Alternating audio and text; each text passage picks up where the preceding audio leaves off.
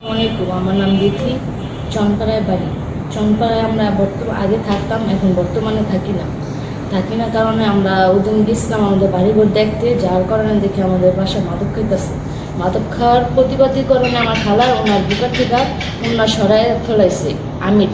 তখন আমি মোবাইল দিয়ে ভিডিও করতেছি, আমি আমার পেট 5 মাসে প্রেগনেন্ট ছিলাম। আমি আমার পেটের ভিতর লাথি মেয়েরা আমার বাচ্চাটা নষ্ট করে ফেলছে, এতে মেরে ফেলছে।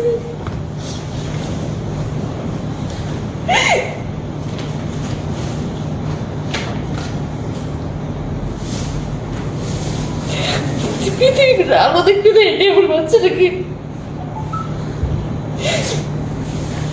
আমার একটি আবেদন আপনাদের কাছে, এটা ষষ্ঠ বিচার চাই। কারা করছে এমন? আমির, বসির, রশিদ নয় বিচার চাইতেছি। আমি থানায় অভিযোগ করছি, থানায় অভিযোগ করার পরে এখন আমার কোনো রিয়েকশন নেই।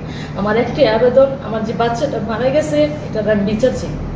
মাদক বেচা করে, বিক্রি করে, ওরা খায়, সেবন করে।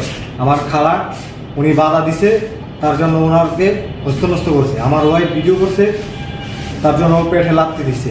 আমির, বসির, নয়ন ওরা দায়ী। আমি এটা সুস্থ বিচার চাই। দৈনিক আজকের বাংলা .net